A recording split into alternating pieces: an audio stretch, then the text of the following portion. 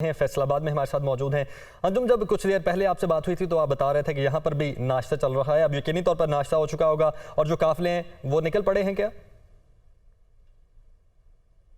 देखिए, हमारे अवामी इज्तिमा का जिस पर इमरान खान की जानब से कॉल दी गई, मुल्क भर की तरह फैसलाबाद में भी पीटीआई के कारकुन जो हैं वो काफिलों की शक्ल में रवाना हो रहे हैं और कुछ देर कबल जो है यहाँ पर कारकुनों को नाश्ता आया गया। उसके बाद ट्रांसपोर्टेशन का एक बड़ा ही मुनज़्ज़म इंतज़ाम किया गया। आज पीटीआई की जानब से जो कारकुनों को लेकर काफिलों की शक्ल में रवाना हुए हैं।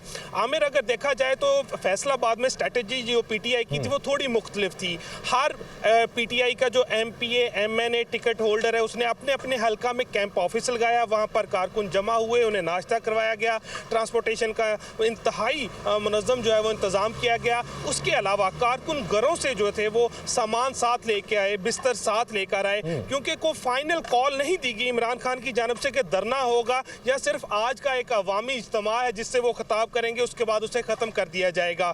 कुछ देर कबल यहाँ पर फैजुल्लाह कमोका की जो सरबराही में एक काफिला रवाना हुआ है। सारे ही काफिले जो है वो कैनार रोड की तरफ जाएंगे, उसके बाद अमीनपुर बंगला इंटरचेंज, कमालपुर इंटरचेंज और साइयां वाला इंटरचेंज से जो काफिले हैं ये मोटरवे के जरिए जो है रावलपिंडी की तरफ रवाना होंगे। सूबाई वजीर अली अफजल शाही की सरबराही में एक काफिला जो है वो साइयां वाला से निकला है। इसी तरह जो फारूक हबीब है, साबिक वफाकी वजीर मुमलिकत इत्तलात, उनकी जानब से भी रात ही एक काफिला है, बड़ा काफिला जो है वो रावलपिंडी भिजवाया गया था। वो खुद सरबराही कराई कर रहे थे, उनके नीचे उनके जो एमपी हैं वो भी उसकी सरबराही कर रहे थे।